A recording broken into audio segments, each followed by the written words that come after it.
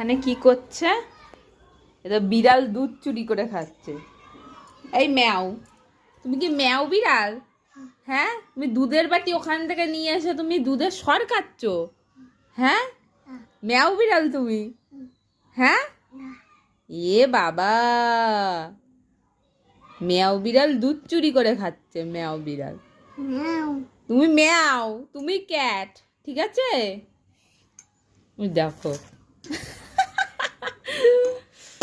এটা কোথায় ছিল? হ্যাঁ, টেস্ট লাগছে খেতে? কেমন খেতে? খেতে কেমন?